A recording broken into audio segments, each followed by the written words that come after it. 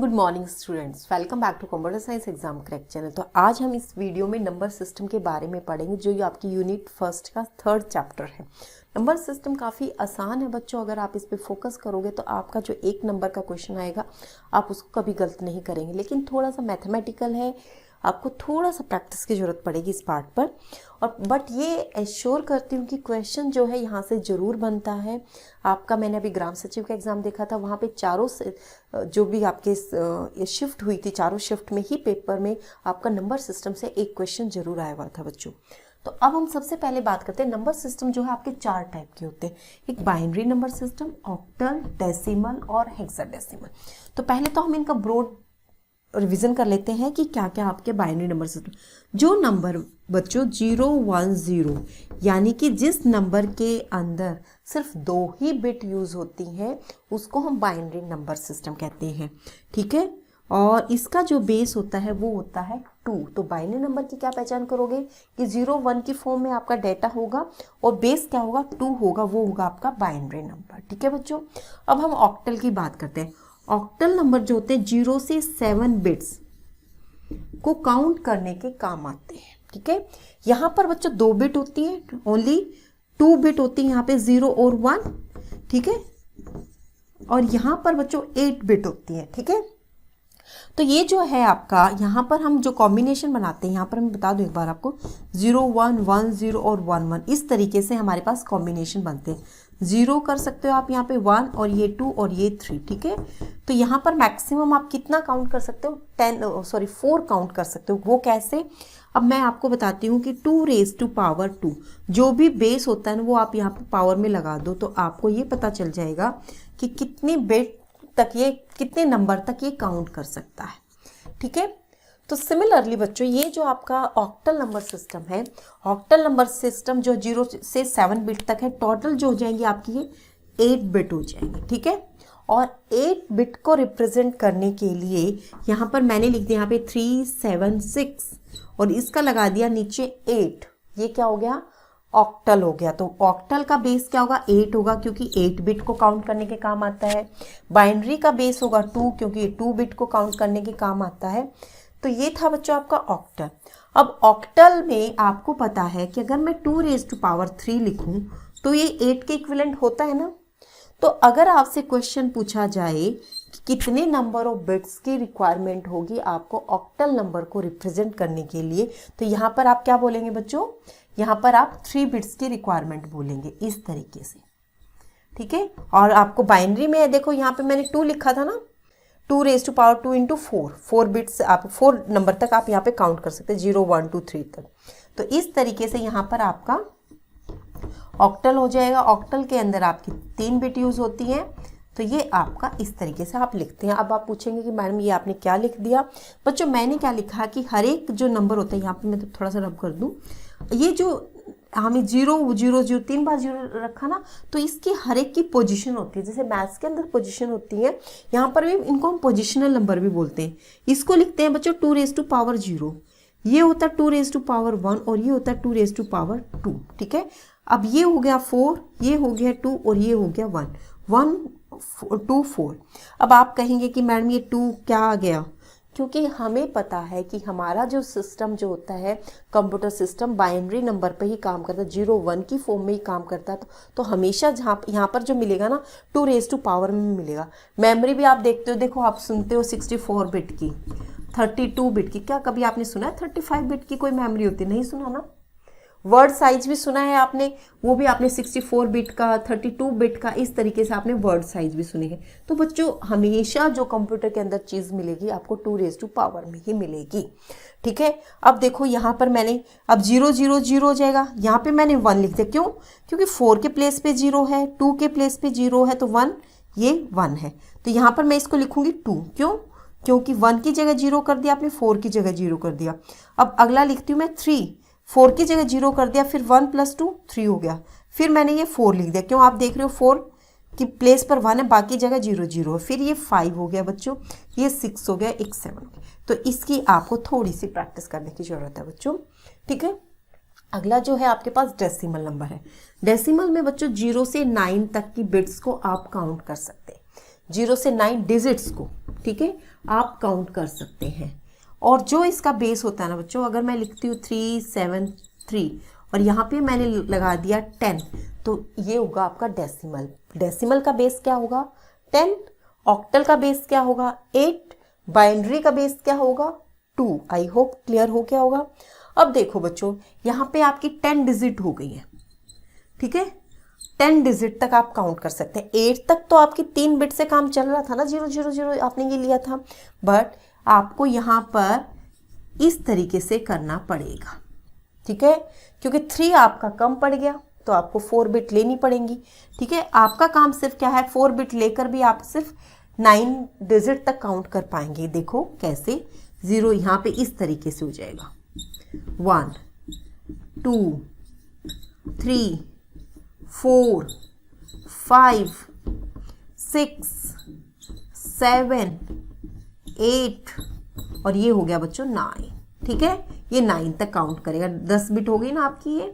और मेथड वही अप्लाई किया मैंने यहाँ पे, 1 2 4 8, ये था ना 1 2 4 8, आगे बढ़ते जाओगे 1 2 4 8 16 32 64 128, इस तरीके से आपका बढ़ता जाएगा, ठीक है।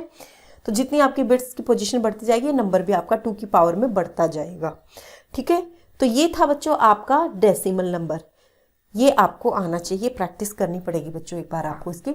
अब हम बात करते हैं हेक्साडेसिमल की। हेक्साडेसिमल क्या करता है, 0 से 9 डिजिट्स और A B C D E F और 5 ये अल्फ़ाबेट्स को रिकॉग्नाइज करता है, ठीक है।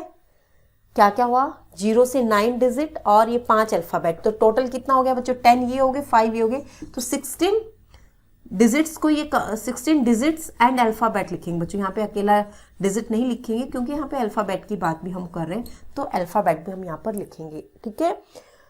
और इसका बेस क्या होगा, देखो यहाँ 16 डिजिट था तो बेस यहाँ पे 10 डिजिट था तो बेस 10 हो गया था, यहाँ पे 8 बिट था तो बेस 8 हो गया था, और यहाँ पे 2 बिट था तो बेस 2 हो गया था। तो सिमिलरली हेक्साडेसिमल नंबर में अगर मैं लिखूँ AE1 और इसका लगा दूँ बेस 16, तो ये क्या हो जाएगा, हेक्साडेसिमल हो जाएगा।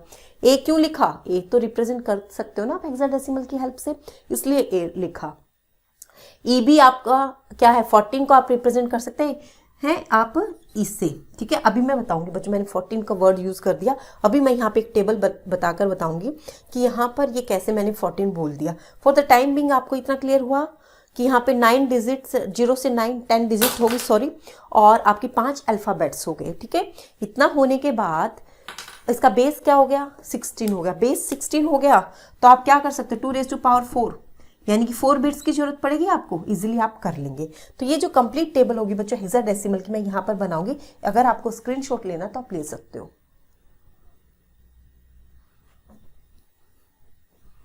तो चलते हैं बच्चों अब हेक्साडेसिमल की तरफ, क्योंकि हेक्साडेसिमल अपने आप में एक बड़ी कहानी है, आसान है, मुश्किल कुछ भी नहीं है बच्चों, आपको सिर्फ और सिर्फ मन लगाने की बात है आपकी पढ़ाई में, ठीक है।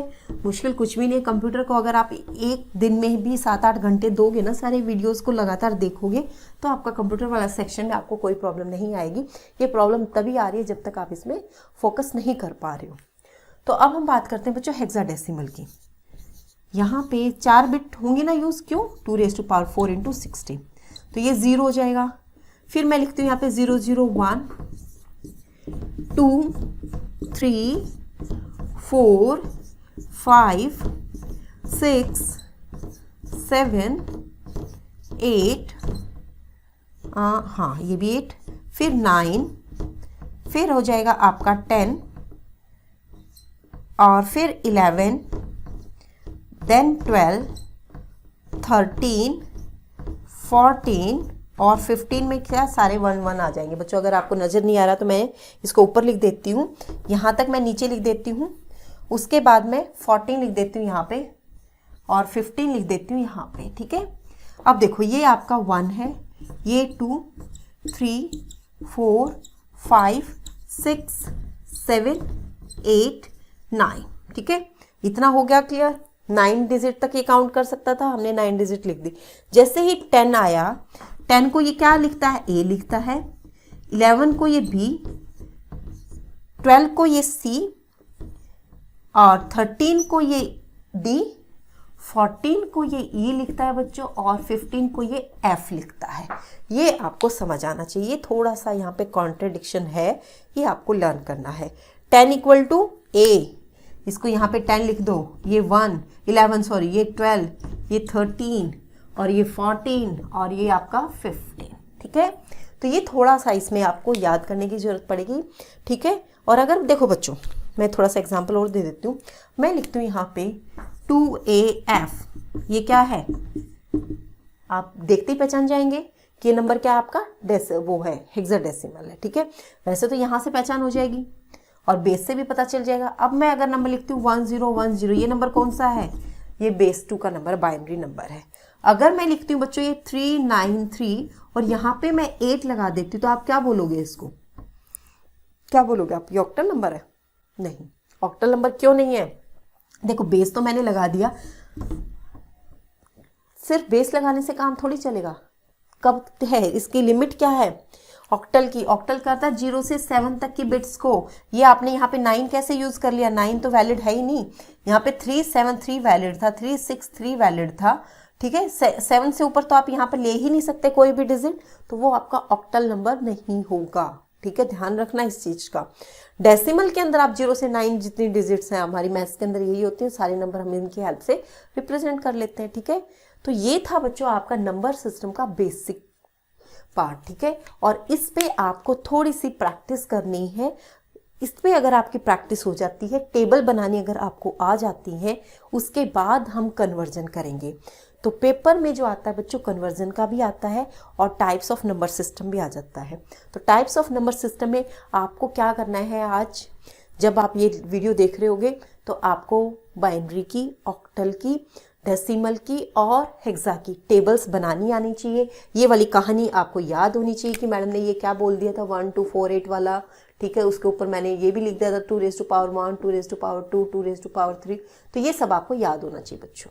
ठीक है, ये सब आपको अगर क्लियर हो जाएगा तो अगला जो लेक्चर है बहुत ही आसान रहेगा आपके लिए। थोड़ी सी प्रैक्टिस की रिक्वायरमेंट है, तो आप कर लेना।